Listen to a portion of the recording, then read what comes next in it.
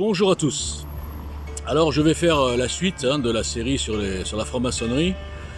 J'ai fait une première petite vidéo il y a quelques jours qui a suscité pas mal de commentaires et quelques-uns bien sûr, c'était évident, qui soulignaient, enfin qui pensaient avoir découvert l'Amérique si j'ose dire, en parlant de sionisme, de Talmud, de juifs, etc. En reliant ce qu'on appelle la judéo-maçonnerie. Alors moi, pendant mon voyage pour EJL Citoyen, alors que j'étais pas du tout là pour ça, vu que mon nom est Boujna, j'ai été bien sûr attaqué par beaucoup d'antisémites, d'islamistes, enfin de propagandistes, vous les connaissez tous, hein. Globalement des Soraliens, des Jim le Veilleur, des Hilar, tous, Youssef Indy, pas eux en direct, hein, je veux dire, des gens qui sont les fans de ces gens-là. Donc j'ai été obligé de gratter vraiment en profondeur le dossier juif, hein, alors c'était pas mon truc, hein. Vous savez que moi je suis de père juif tunisien et de mère française catholique. Je suis croyant, mais pas dans une religion. Moi je suis à la source, c'est-à-dire je suis en contact direct. Donc je ne suis aucune religion en particulier. En revanche j'ai une grande spiritualité et une grande foi. Je veux dire, pour simplifier, pour le bien et le mal, hein, vous savez, c'est très simple en vérité la foi, le bien et le mal, et savoir qu'on est jugé. Bon, en tout cas c'est mon cas, et pouvoir se regarder dans la glace et aller devant n'importe qui là-haut et dire voilà ma vie. Voilà, c'est être jugé par une force supérieure et par une haute valeur ajoutée de sa conscience, de sa propre conscience. Bon bref, j'arrête les grandes phrases. Donc je suis allé en profondeur sur le dossier, sur ce que j'appelle tous les moteurs de l'antisémitisme. J'ai écrit plein d'articles là-dessus, j'ai fait plein de face-cam où j'ai démonté absolument tous les fantasmes, et notamment celui sur la judéo-maçonnerie. Alors je vais déjà commencer par une évidence que tout le monde oublie. C'est pas parce qu'on porte un patronyme juif qu'on travaille pour un plan mondial juif, ou pour Israël, ou pour le Mossad, ou pour le Talmud, ou pour je ne sais pas quoi. Et je vous donne un exemple précis, Mélenchon, un patronyme d'origine chrétienne, hein, voilà, espagnol à la rigueur, mais enfin chrétienne en tout cas. Il est même franc-maçon, ça donne un peu quand même un indice. Et il travaille tout sauf pour le christianisme, ou pour Dieu, ou pour la spiritualité, ou pour la religion, quelle qu'elle soit. Enfin, sauf l'islam, parce que ça rapporte beaucoup de voix. Mais voilà, donc c'est un exemple typique pour vous dire qu'on peut s'appeler, je sais pas moi, Rosenfeld, c'est au hasard, hein. On peut s'appeler Rosenfeld, être franc-maçon, et n'être pas franc-maçon pour diffuser un plan je ne sais pas quoi, mais être franc-maçon parce qu'évidemment, chez les francs-maçons, il y a du réseau. On se fait du réseau pour le business. D'ailleurs, vous verrez sur ma chaîne, j'ai donné une anecdote qui me concerne, où j'ai été face à ça, face à cette entre-soi, cette espèce de secte, où dedans il y a des psychopathes, à partir d'un certain niveau. Il y a aussi des gens bien, qui ne savent pas, les néophytes, qui pensent que cette secte diffuse les idées humanistes, etc. Et puis il y a les opportunistes, les rapaces, les gens qui se disent une fois que je serai dans ce milieu, je connaîtrai des juges, je connaîtrai des flics, des commissaires, je connaîtrai des hommes politiques, et comme j'ai un peu d'argent, si j'ai dans mes affaires j'en ai besoin, un petit coup de fil à mon frère de loge et il m'arrangera l'affaire. C'est exactement ce dont j'ai été victime moi personnellement dans une affaire qui a cassé ma carrière au tribunal de commerce de Paris, qui est tenue bien sûr par les francs-maçons. Donc revenons à nos moutons. La franc-maçonnerie est née en Écosse, d'accord ? L'Écosse, c'est pas spécialement juif, hein, même pas du tout, surtout à cette époque. Ensuite, qu'est-ce que c'était au départ ? C'était une réaction contre le pouvoir, peut-être, faut avouer, hein, démesuré de l'Église. Vous savez, il faut être objectif dans la vie. Hein. Bon. Il est évident que l'Église catholique romaine, notamment en France, avait pris un pouvoir délirant, d'accord ? Sous prétexte d'être la voix de Dieu. Moi, je considère qu'il n'y a aucun homme qui peut se dire la voix de Dieu.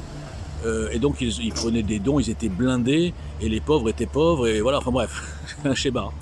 Donc au départ, ils veulent lutter contre ça, mais après évidemment, comme toute initiative à la rigueur qui peut se comprendre, quand elle est infiltrée par des gens qui sont malsains, ça devient une pourriture, comme aujourd'hui une partie de la franc-maçonnerie.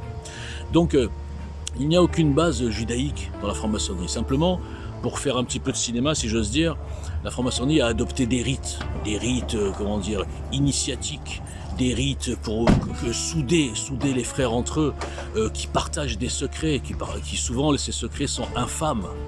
Bon, je ne vais pas rentrer dans la pédophilie, mais enfin, non, je ne vais pas y rentrer, on verra plus tard.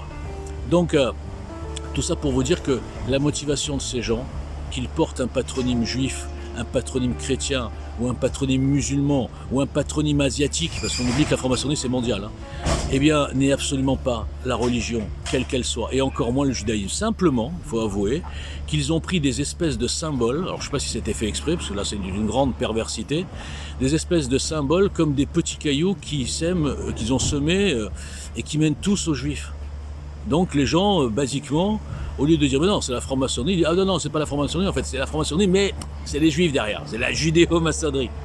Je vois pas qu'est-ce que les juifs, qui sont des gens, les vrais juifs, les juifs croyants, qui sont des gens justement croyants, qui respectent les 10 commandements, d'accord, auraient à faire dans un truc qui veut casser le spirituel.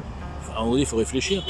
Donc s'il y a beaucoup, c'est vrai, il y a beaucoup de patronymes juifs dans la franc-maçonnerie, notamment en France. D'ailleurs, mon ennemi qui m'a cassé ma carrière, et c'était ce cas-là, c'était un juif franc-maçon. Eh bien, c'est pas parce que c'est pas leur religion qui les motive, c'est le business, comme beaucoup de gens dans la franc-maçonnerie. Donc, ce lien qui est fait par des charlatans, par des propagandistes, des fois musulmans, des fois pas musulmans, mais enfin qui gagnent leur vie parce que le marché de l'antisémitisme est un marché extrêmement porteur. Imaginez, je vous fais une petite... Je pars un peu dans tous les sens, mais imaginez qu'en France, il n'y ait pas 350 000 ou 400 000 juifs et, allez, on va dire 10 millions de musulmans, mais le contraire. Imaginez qu'il y ait 10 millions de juifs et 350 musulmans. Est-ce que vous pensez que la petite Soral, qui se la joue virile alors qu'en fait, les gens qui savent, ils savent, s'attaquerait aux juifs? Non, il s'attaquerait aux musulmans, parce que c'est facile. Non seulement on a beaucoup plus de clients potentiels, mais en plus les musulmans, ils seraient 350 000, ils sont pas dans les prisons, ils sont pas des voyous, ils font pas des menaces d'égorgement. Vous avez compris l'histoire, hein, j'inverse. Eh bien on peut les attaquer, on peut les insulter, on peut les menacer, comme moi je l'ai été, alors que bon, j'ai juste un patronyme juif, hein. Moi je suis pas au CRIF, ni au Mossad, ni à Israël ou je sais pas quoi. Moi, je suis plus français que le français. Je suis le Jean Messia. En ce moment, vous savez que j'ai Jean Messia dans le nez. Sauf que, bon, enfin bref.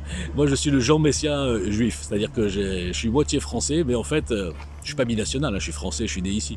Mais je veux dire, bon, voilà, mon père n'était pas français, mais je suis plus français que le français. Voilà, je suis comme Jean Messia. Et donc, où j'en étais, je sais plus. Bon, donc voilà, vous croyez vraiment qu'il sera attaqué aux juifs? Non. Dans toute l'histoire du monde, pourquoi le juif est toujours la cible, le coupable idéal, l'alibi, le bouc émissaire de toutes les crises depuis 2000 ans, dans tous les pays? Dès qu'il y a un problème, eh bien on s'en prend à qui? Aux juifs. Parce qu'ils sont toujours peu nombreux, et c'est pas un peuple qui est par nature combatif, il faut dire la vérité. Et même s'il était combatif, imaginez, je parle par exemple en France en 40, il y avait à l'époque à peu près le même nombre de juifs, ou 500 000 admettons, mais même s'ils étaient combatifs, ils auraient fait quoi? Face à des nazis organisés, armés, et face à 90% de collabos, ou en tout cas pas des collabos, mais des gens qui s'en foutent parce qu'ils ne sont pas concernés. On venait chercher les juifs, bon, monsieur Rosenstein était, bon, de toute façon, on ne peut rien faire. D'accord? Le Veldiv, hein? Quand on pense au Veldiv, qu'est-ce qu'ils pouvaient faire les juifs? J'ai même eu des pourritures qui m'ont dit, ouais, vous êtes un peuple de soumis, regardez les nazis, regardez ce qu'ils vous ont fait. Vous imaginez la pourriture de ces gens?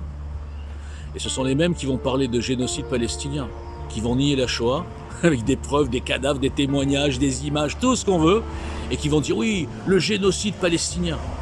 Et je rappelle que le génocide palestinien, entre guillemets, c'est 70 000 morts en 70 ans, dans le cadre d'une guerre et bien sûr de bombardements, de victimes bien sûr innocentes, comme dans toutes les guerres. Il n'y a pas eu des camps, il n'y a pas eu d'extermination, et 70 000 morts dans une guerre en 70 ans, c'est 3 morts par jour. C'est un sacré génocide, les gars. Alors là, je change de sujet complètement, mais ça me dégoûte tellement. Où j'en suis là? À 8 minutes, bon j'ai le temps. Tout ça pour vous dire que, je pourrais détailler, parce que là, à l'oral, c'est pas terrible, mais j'ai fait plein d'articles, je vous enverrai des liens, qui démontrent bien sûr que le juif est l'outil facile. Il est utilisé d'ailleurs par les globalo-fascistes. Pourquoi croyez-vous qu'ils aient choisi comme par hasard un juif en Ukraine? Que l'État profond américain a placé un Zelensky, qui est une grosse merde, qui a juste de juifs que le nom, qui est un escroc, qui est un cupide, qui est un corrompu. Et alors qu'il y a 400 000 juifs en Ukraine. Il y avait 2 millions de juifs en Ukraine avant la guerre. Tous massacrés ou chassés, il reste 400 000 et comme par hasard, ils prennent un président juif. C'est un exemple parmi tant d'autres. Voilà. Donc pour vous dire que le juif est instrumentalisé et parmi ces instrumentalisations, les francs-maçons sont les premiers. Je parlerai bien sûr de la loi Guesso, qui est une infamie. Je suis contre la loi Guesso parce que c'est une manipulation pour pointer du doigt les juifs. Et par qui ça a été instrumentalisé ou en tout cas créé par les francs-maçons encore une fois. Vous allez voir, je vais vous donner des indices, à la fin vous allez comprendre.